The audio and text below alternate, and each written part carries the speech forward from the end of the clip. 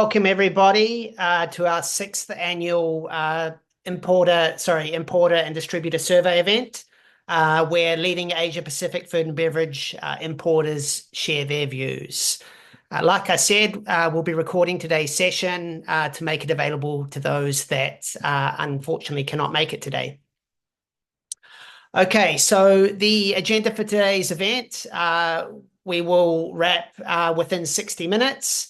We'll start with a quick introduction to Incite. We'll talk a little bit about our network across the Asia Pacific region. Then we'll dive into the survey findings and discussion, followed by the Q&A. If you have any questions as we go about the content, about Asia Pacific, about the Asia Pacific food and beverage distribution business, please drop your questions into the chat box, and we'll try and get to those at the end. If we don't get to all of them, we apologize in advance, but we will certainly do our best. Okay, so a quick introduction to Incite. My name is Cameron Gordon. I'm one of the founding partners and head of client growth at Incite. Our business, we specialize in building long-term sustainable export markets across the Asia Pacific region for food and beverage brands. We work in 11 Asia Pacific export markets, and leading distributors from across our markets have shared their insights in this survey session today. Our core function as a business for clients is to appoint leading in-market distributors for them on their behalf, and provide professional account management and in-market social media marketing services to support sales once brands and products are already in the market.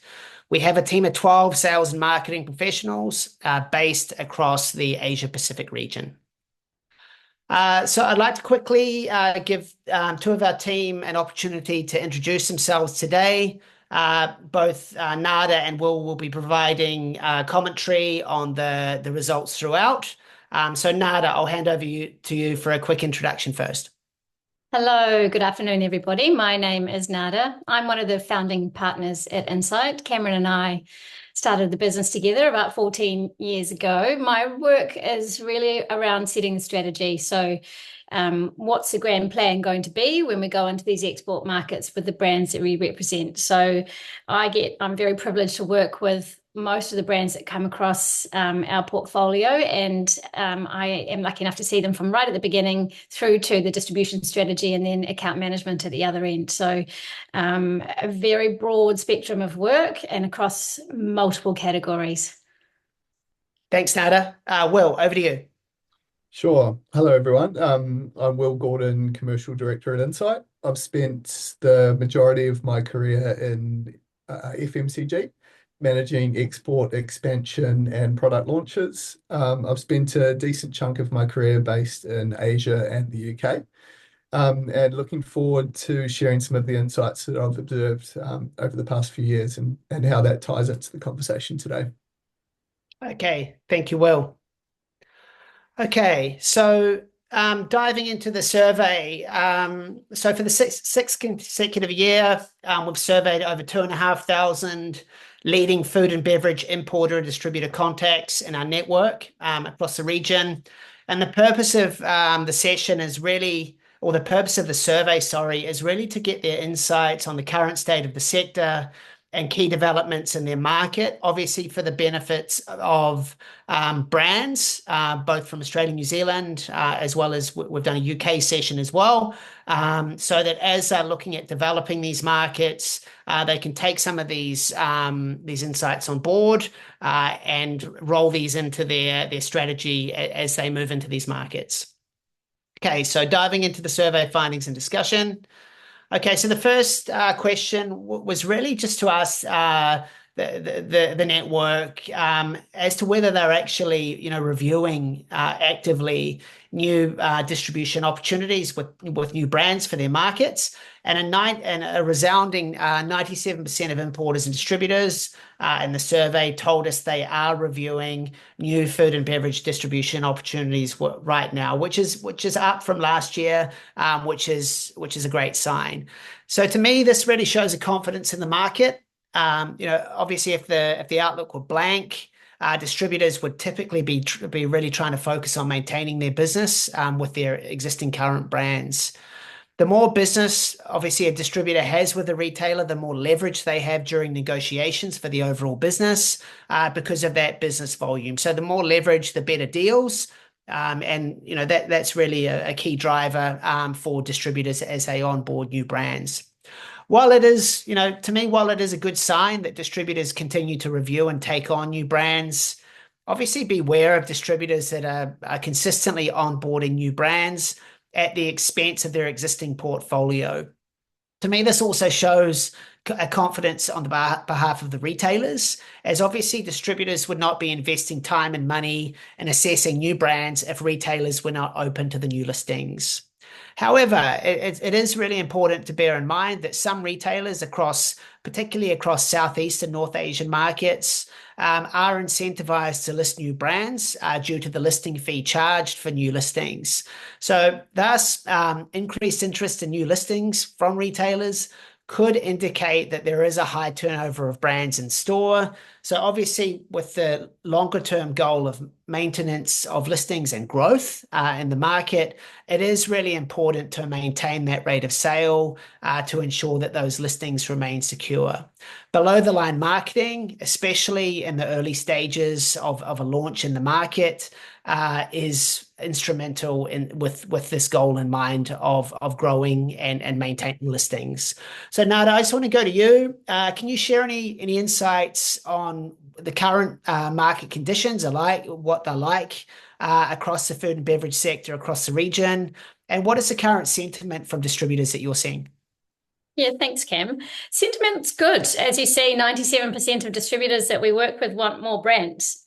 What the distributors are looking for is the same as what they've always looked for, is good product with good value and straightforward logistics. And what we're seeing is a premiumization in markets like Singapore, Thailand, Philippines. That's not to say that they'll accept product that is right at the top end of the price tier. It's more about there are more people able to buy more expensive imported items, and people that are more aware of what's in their basket in terms of the health benefits and so forth. I think Singapore remains a jewel in the crown for Southeast Asia with an average income of some $88,000. It's a very wealthy nation. When you compare that to somewhere like Malaysia, which is down around $13,000 GDP per capita, you can start to see the difference between those two countries in terms of spending power. The other benefit of Singapore is that they import almost all of their food. So it's a great market to start off with. What we have noticed is that retailers are being quite there's a lot of turnover in brands that aren't performing, or even if they are performing, another brand will come along and offer a better deal to the retailer and take the shelf space that was assigned to the other brand. So it seems as if the retailers are getting quite they're taking a broader view of their profit margins, and as opposed to just looking at what the category is doing, they're far more concerned now with their overall margin in terms of what are the listing fees they're gaining, what's the overall marketing contribution, what is my overall gross margin when I take all of those things into consideration. And a lot of these retailers are actually incentivized by those types of fees that they can bring in. That's not always good for the shopper. It means that sometimes the category can be pretty boring, with not a lot of diversity, or that the brands that they love, know and love, get knocked off the shelf because someone else comes along with a bigger budget to offer them. How do you avoid that kind of activity? Well, we can talk more about that if you contact me after this. There's a lot of strategies that you can employ. Okay, thank you, Nada. Okay, 86% of distributors are being approached by new brands on a daily to monthly basis.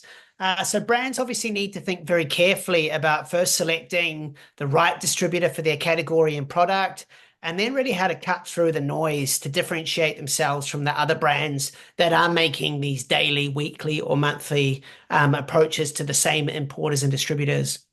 It is really important, obviously, that pitches focus on the variables that are most important to distributors, including pricing, shelf life, and marketing support, which we'll talk a little bit about later on.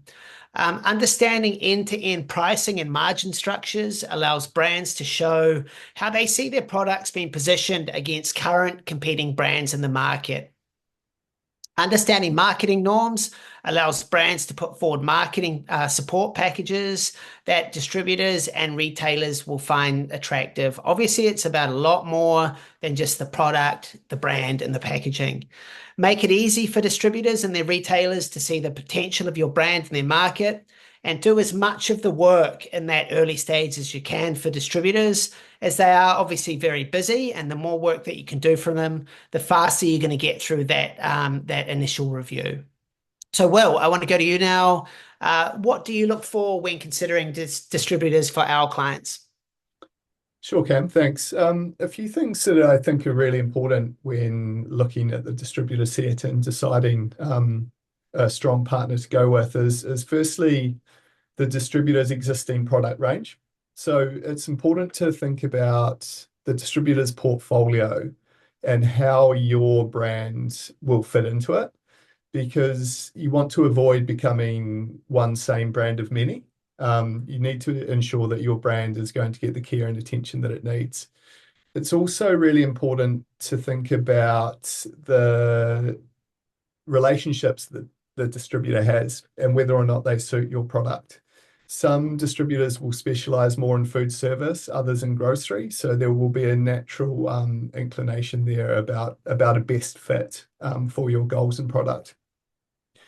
And it's also important to consider the infrastructure of the distributor. If you are proposing a chilled product or short shelf life dairy, you're going to want to go with a very different distributor from one that specializes in handling bulk, long life ambient goods, as the setup will be very, very different.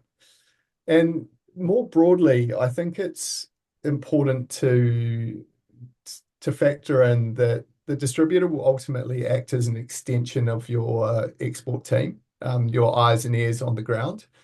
And it may sound a bit funny, but the chemistry is important. You're going to be putting a lot of trust in these distributors, and it's vital that you're both on the same page from day one.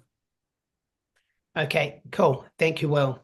Yeah, Cam, just to add to that, sorry, I think just to step back a bit, the distribution model is what works in Asia, which is why we prefer it, and that's why we have such a big network of distributors. It's very different from New Zealand and Australia, and there's a lot of direct supply to retail. That really is a very small component of the business that goes into grocery retail in our markets, particularly in places like Singapore that we've touched on earlier, or Southeast Asia, just because of the complexities of doing the logistics in the market. Sometimes it's the scale. How big is that category? How big is the export component or the premium component of that market? There's lots of variables to consider, but going in through a distribution model is the one that we see yields the best results. Thanks, Nada. Okay, following on, around obviously distributors reviewing products, their frequency of approach. 89% of distributors told us that they onboard 50% or less of the new distribution opportunities that they receive. Now, this to me shows that distributors are receiving approaches from brands that are either not a good fit for the market in a lot of cases, or the commercials simply don't stack up for both parties. So one example, not all brands are obviously willing to support on listing fee and marketing investment. So some brands naturally fall off during the negotiation because of this unwillingness to invest in the market. Another consideration is that markets are becoming more competitive. Local brands are entering the market. Locally manufactured brands, are entering the market, often in many cases with more competitive price points versus imported brands from Western markets. In the current environment, some distributors are prioritizing local brands because of these pricing considerations. It is important to remember that distributors are busy people, and it is unreasonable to expect the distributor to solely undertake the commercial feasibility exercise as they review your brand for a distribution opportunity. Brands that do a little bit of, upfront legwork and take control of the commercial feasibility exercise and can really show distributors and their downstream customers that a commercial opportunity does exist, can significantly fast track the distributor assessment process. Nada, I want to go to you. What strategies do you use for fast tracking distributor review processes for our clients?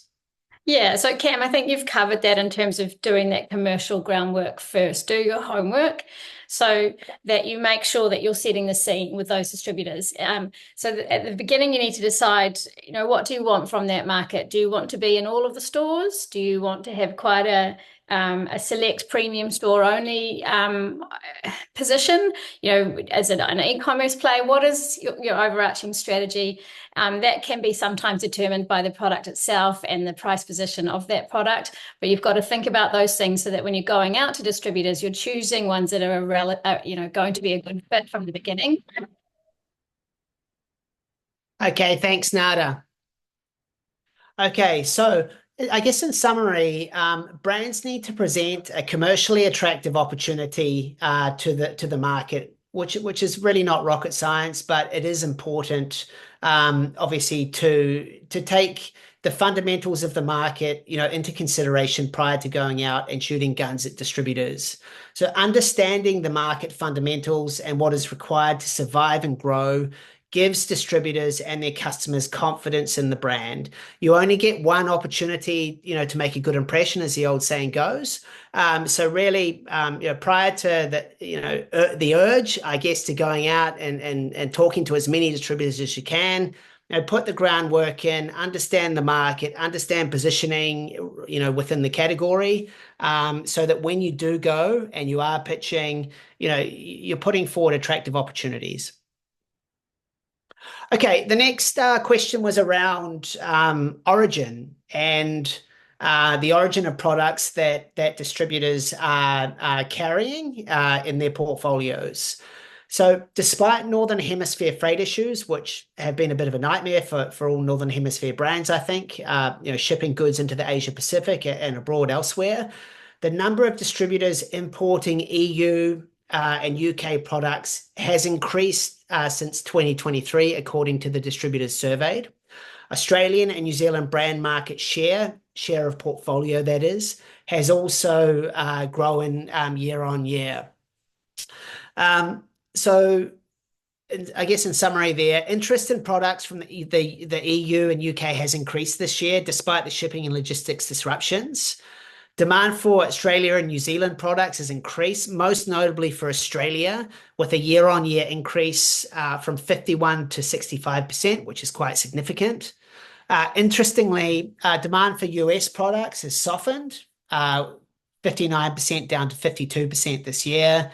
Canada has increased 6% from 18 to 24%. And I think the Canada piece is important because it really shows you the diversity of exporters, from around the world that are making their way into the Asia Pacific market. For me, it would be really interesting to see which categories have shown or have seen growth and decline by origin.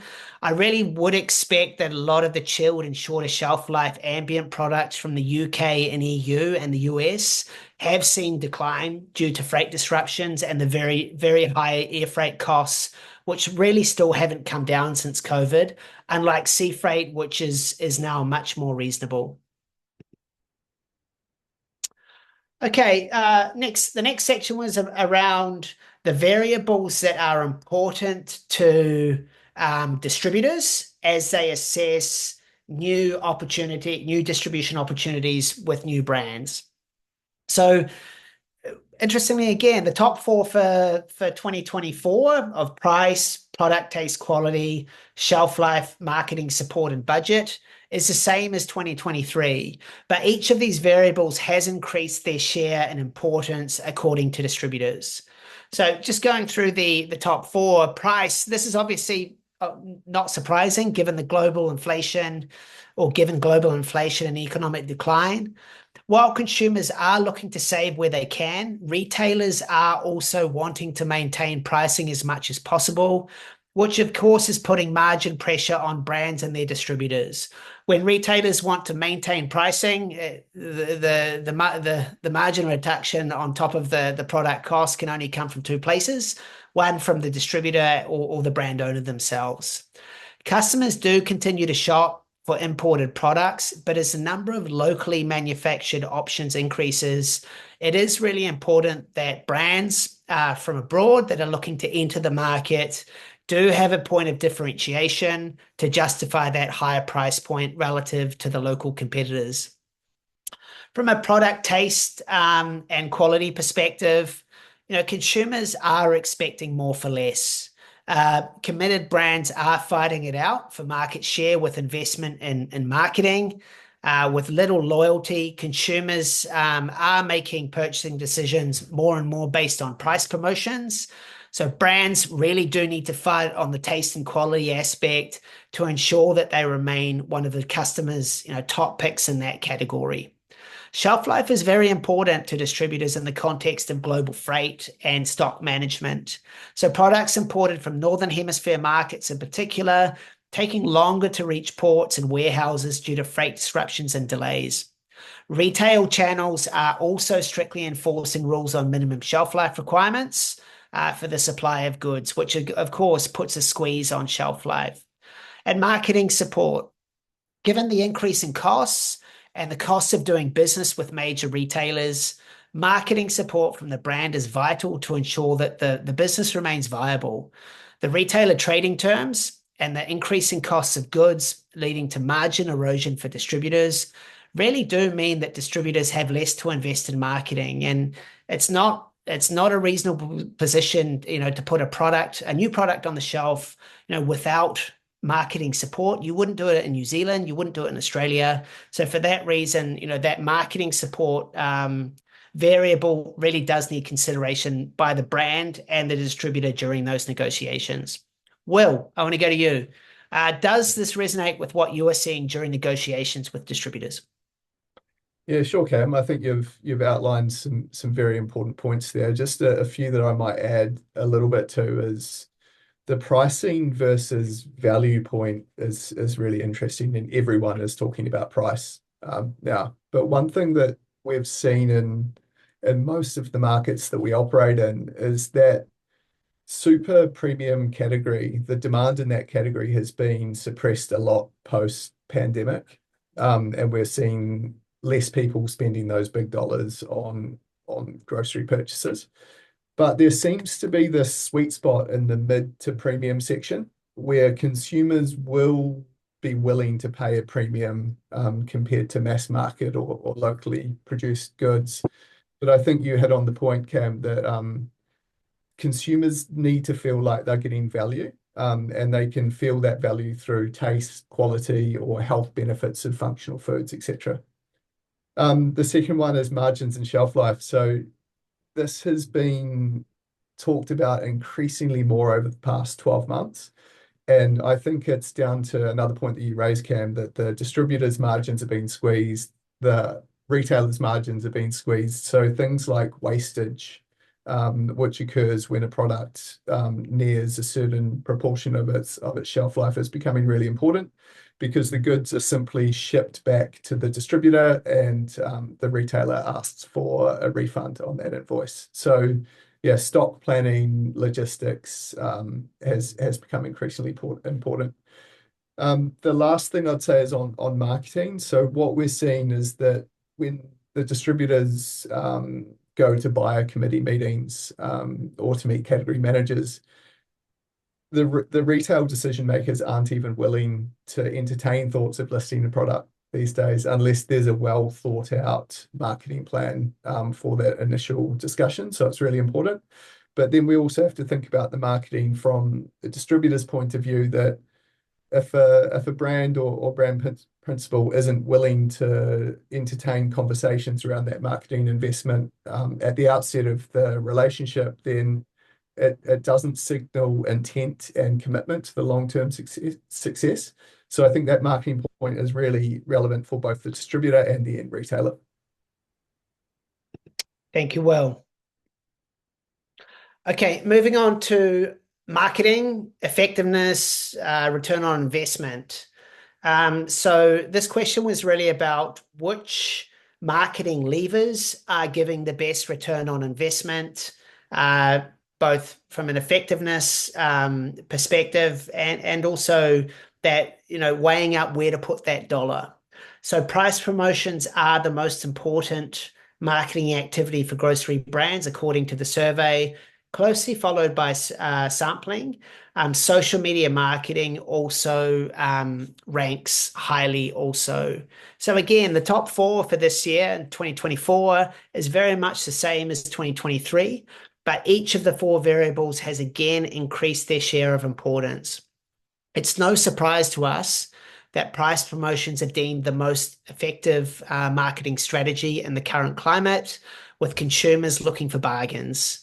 Brands are increasingly trying to use price promos instead of advertising offers and monthly offers and the like from retailers, as the return on investment appears to be stronger in many instances.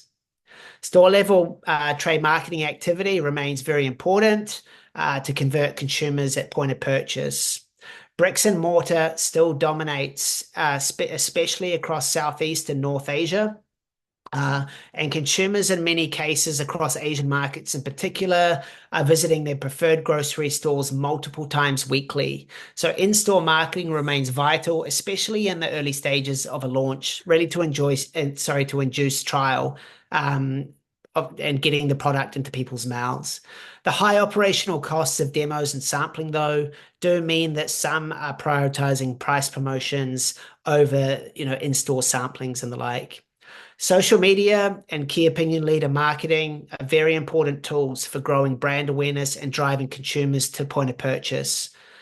Social media activity can also be much more affordable to deploy than retailer-led marketing activities, such as your traditional mailers, price promotions, space buys, and also tastings. Nada, can you comment a bit on marketing activity and what you're seeing is really proving most effective for our clients in the current environment?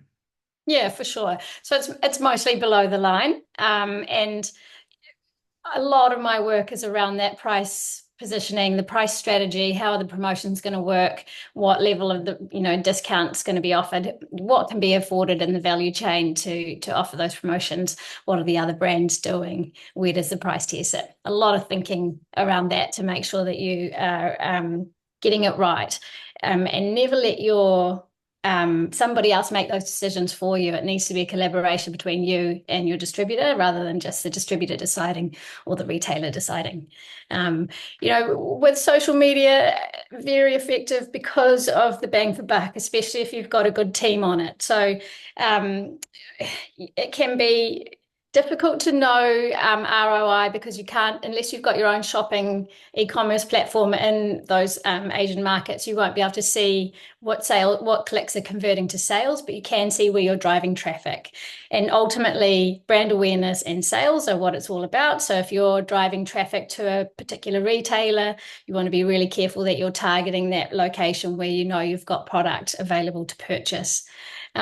Sampling is important especially if you're a premium product or you're something new, or flavor is really what wows people. In New Zealand and Australia, you don't see that kind of thing happening very often anymore. I remember that was happening about 20 years ago. It was quite a big deal to do sampling. Now you hardly ever see it. Consumers are using digital platforms to get their information about products and probably trialing quite a bit. We do see gift with purchase working quite well. So for example, in Hong Kong, with HKTV Mall, the biggest online shopping platform, it's quite a good idea if you've got a great distributor there that has a store within a store on HKTV Mall, then they might introduce another product in somebody's shopping basket and send them a free gift. And that's a great way of introducing the brand to a consumer that's likely to buy your product again. when we look at demos and sampling in a place like Hong Kong or even in Singapore, you are having to spend quite a lot of money. Sometimes it's a really good idea at the beginning, where they call it a roadshow, where you are, touring around the best stores and really making a big show of your brand so that you're instilling confidence in the consumer.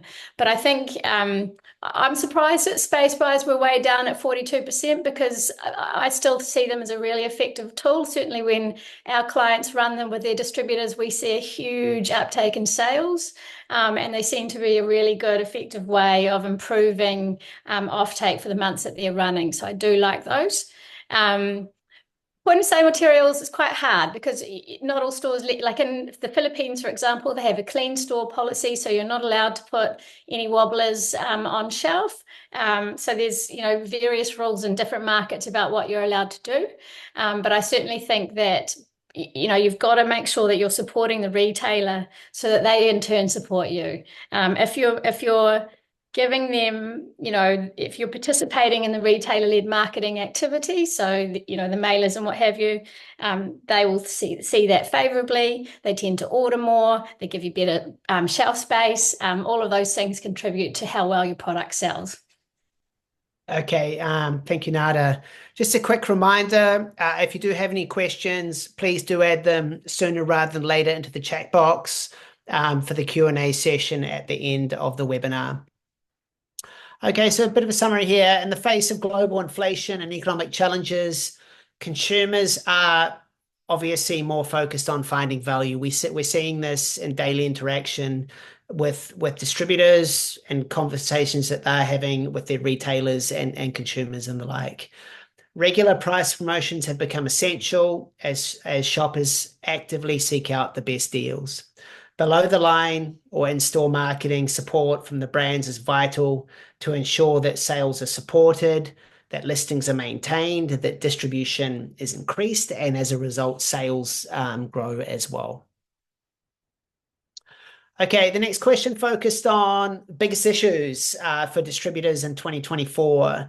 So the biggest issue for distributors this year is rising operational costs. Competition and retailer trading terms are also very challenging. So rising operational costs and competition from other distributors rank very similarly to 2023. Competition from other brands has increased from 53% to 64% year on year, indicating that we're seeing many more brands entering the market, leading to increased competition for shelf space. The retailer trading terms concern really does show the power that entrenched bricks and mortar retailers wield across the region. The ability of distributors to be able to negotiate favorable trading terms based on strong relationships and that leverage is as valuable as ever. The challenges that freight and logistics, especially from the Northern Hemisphere, are causing are reflected with a jump from 37 to 53% of distributors flagging these issues this year. But, okay, this question looks at confidence in the confidence and outlook in the grocery and food service sectors. So both the grocery and food service sectors have seen a fairly positive outlook or have a fairly positive outlook for the next 12 months. So on average, the outlook for the next 12 months of the grocery sector, very similar to last year, but the results this year were far more concentrated around the average. So less people were feeling either very under or very overconfident, more were feeling pretty average about it. It is likely that some of the issues identified in the survey, the retailer trading terms, the increasing operational costs, the increasing competition, definitely have factored in this result. On the food service side, the outlook for the food service sector has trended 0.25% downwards year on year. Like for the grocery sector, the results for this year were really concentrated around the average, with significantly less people having a very negative or very, very positive outlook. It is likely that a lot of the issues identified in this survey, increasing operational costs, increased competition, freight and logistics issues, have factored in this result. So last year, 45% of distributors identified retailer trading terms as an issue. This increased to 64% this year, which is quite a significant jump. The cost of doing business with retailers has increased. Distributors are also facing higher operational costs, meaning decreased margins. To thrive in the current environment, a viable pricing strategy is absolutely crucial. Okay, this is one of our more interesting questions, I think. It's really looking at category demand, trending categories. So dairy and savory snacking maintain the top two in demand categories year on year. So same last year as for this year. The growth in demand for premium natural dairy or for the premium natural dairy subcategories shows really a continued trend towards premiumization in this category, especially given the high cost of chilled logistics. Retailers are also continuing to invest in better quality refrigeration as this category grows. Frozen food has seen a decrease 37% to 30% year on year. This could be because of the post-COVID shopping habits returning to more frequent shopping and less concern about purchasing longer shelf life products. Limited freezer space, obviously in retail and also in the home, is also likely to be a contributing factor. Confectionery has decreased from 35% to 25% year on year, perhaps associated with a decrease in sugar consumption and increased health consciousness. A good example of this is in Singapore with their war on sugar, a major public health campaign aimed at reducing sugar consumption to combat rising diabetes rates. Plant-based products have seen a decrease in demand, 32% to 26% year on year, which is really in line with global trends linked to higher pricing and concerns about the highly processed ingredients used in some, not all, but in some of these products. Functional snacking has maintained year on year. Demand for organic food has increased from 23% to 27%, which is really a good indicator of consumers wanting, better quality products, with safer attributes to put into their bodies. Will, I want to go to you quickly. Do any of these trends align with what you're hearing from distributors? Yeah, sure. I think a lot of the distributors that I've spoken to over the past few months have definitely echoed those trends. Dairy seems to be a bit of the golden boy at the moment, both in terms of straight out dairy products, so butter, milk, yogurt, but then also value add, so dairy-based desserts or drinks seem to be doing really, really well. And I think that's somewhat down to the Southeast and North Asian consumer becoming more aware of dairy and incorporating it more into their daily diet and supermarket shopping trips. So it's definitely a category to watch. I think snacking is also really interesting, but it's very, very competitive, would be my observation.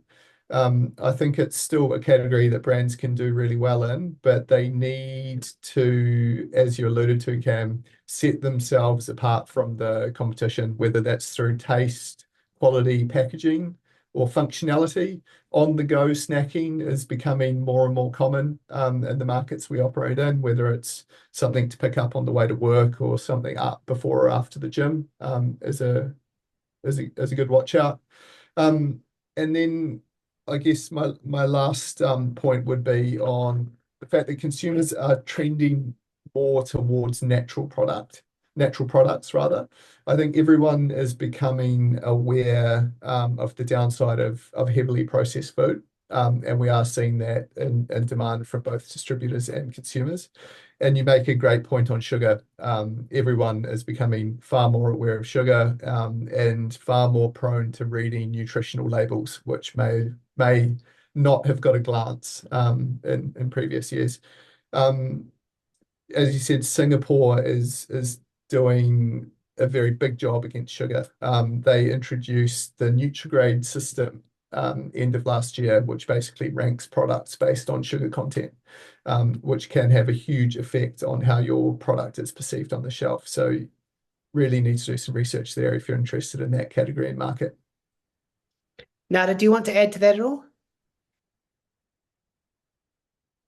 Yes. For me, dairy is an obvious one. New Zealand and Australia are very well known for their dairy industries. I can't think of a single Asian nation that is well known for its dairy industry. So that's something that is in high demand for an imported product, and really New Zealand and Australia do very, very well in that space. And especially when you consider that you're going against brands that are coming from Europe, which are on the back foot. And we'll talk a little bit more about that in a slide moving forward. But I think dairy is an obvious one. I'm happy to see that organic and health food have come up. So, 26% for health food, 27% for organic food. It does show that we're seeing a broadening of people's awareness. I do feel like sometimes Asia lags a bit in the trends that we see in New Zealand and Australia and the UK, where, many years ago, organic was very much a subject of the conversation. There was a lot of media attention and so forth. It's really only just starting to happen now in our Asian markets, but consumers will not stretch too high. So they won't pay a huge amount of premium to buy a healthier product. They're still deciding very much with their wallets.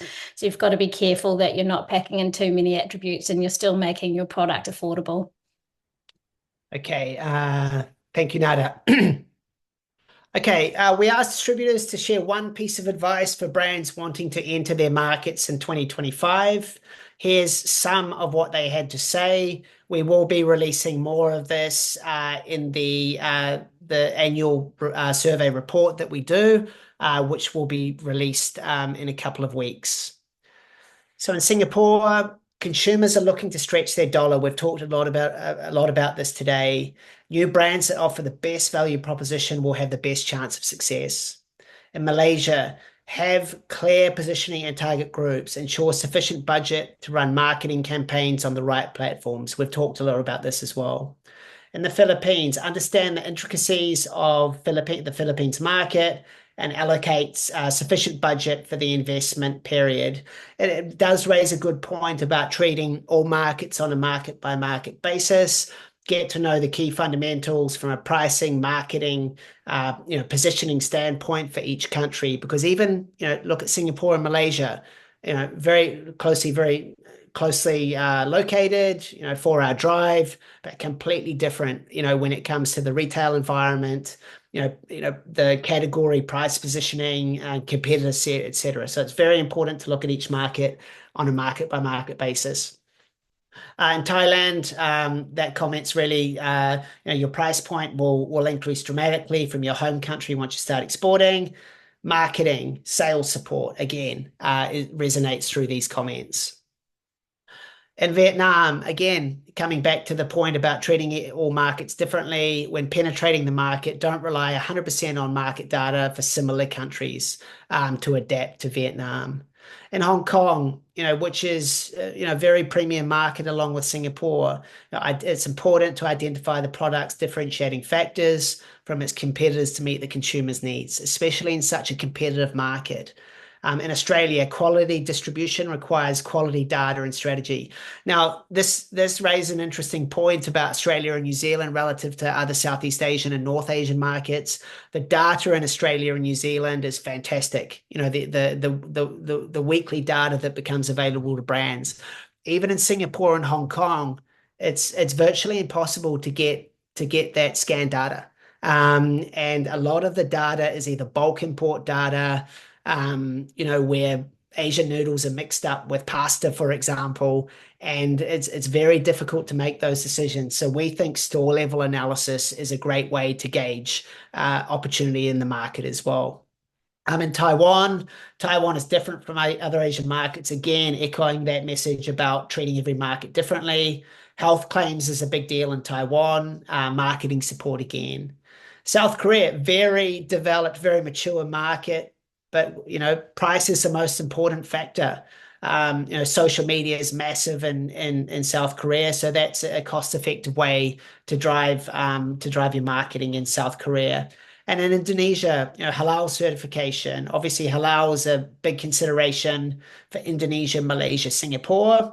The Indonesia government has said on a number of occasions that halal certification will be mandatory for imported products. When and where that happens, not sure.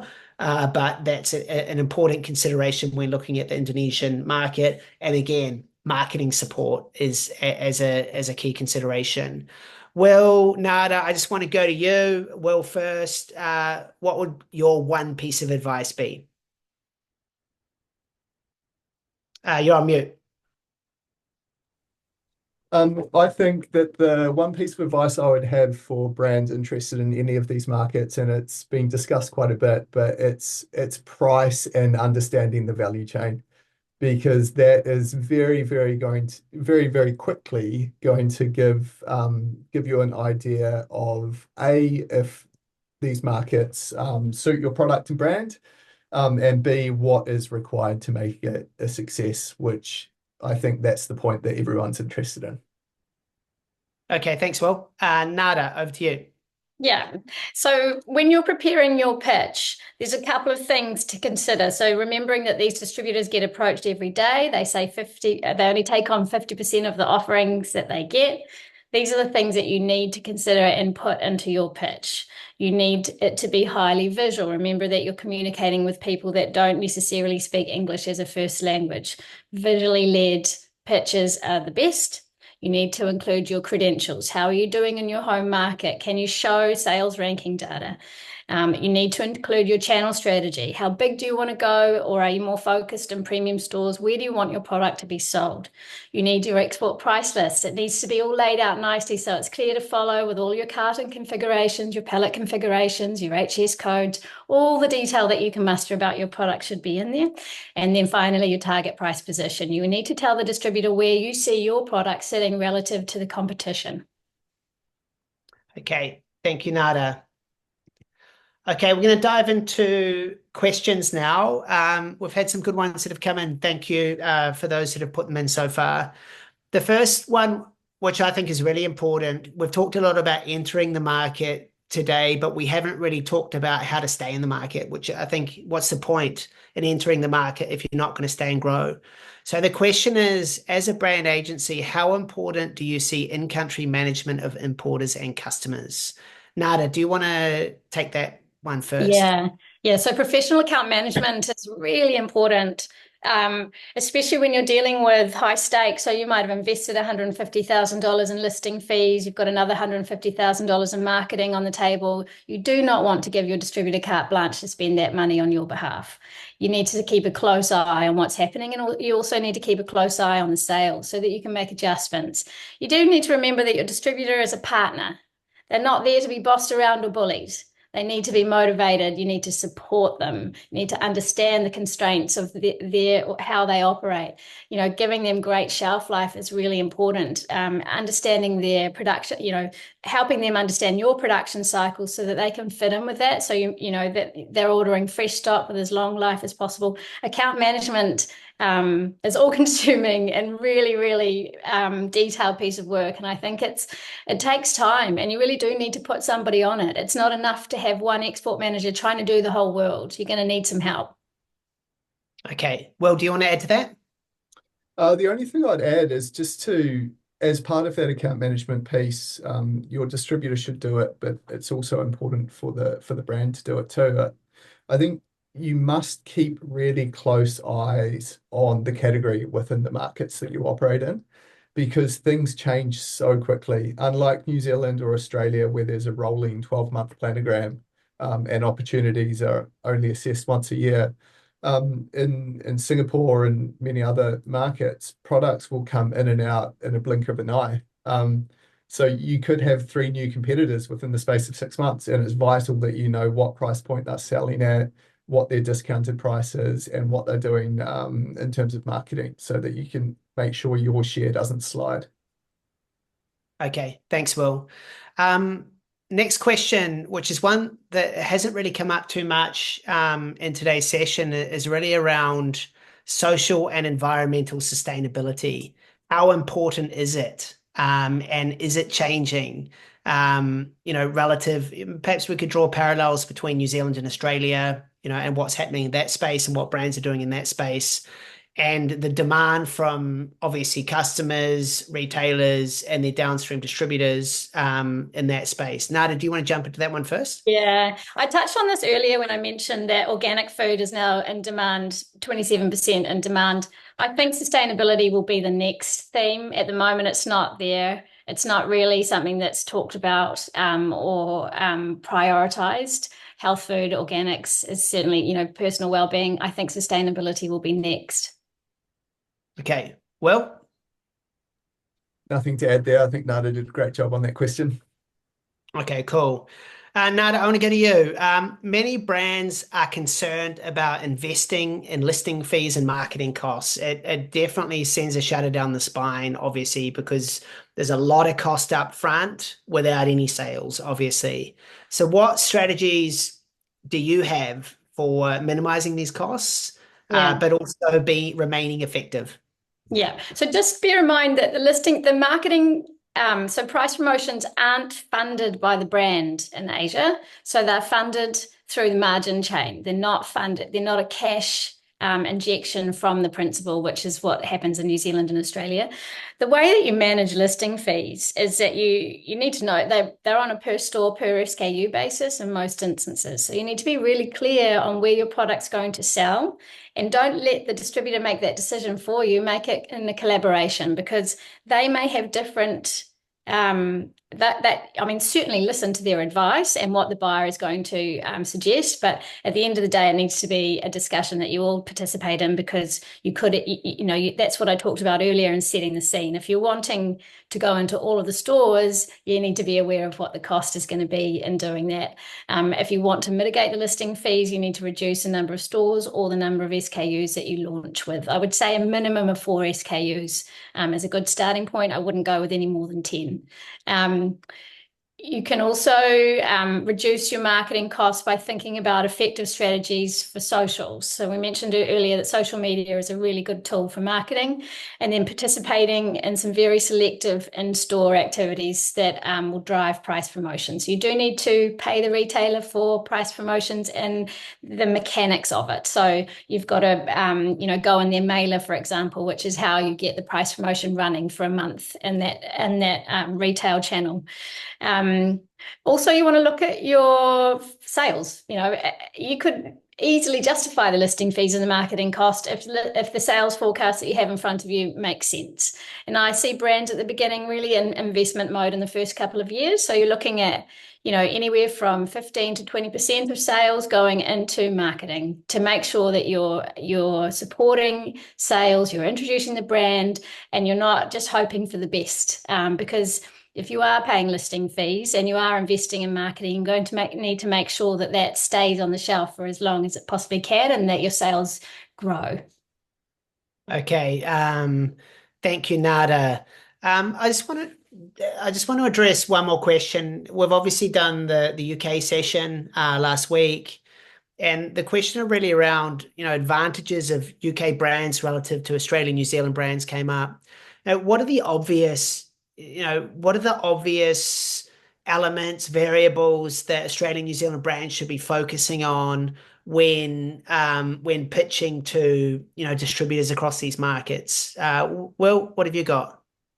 I think there's probably two parts that I'd highlight. First is the fact that New Zealand and Australia both have a great image for clean, green production and natural products, which sits very well with consumers throughout Southeast and North Asia.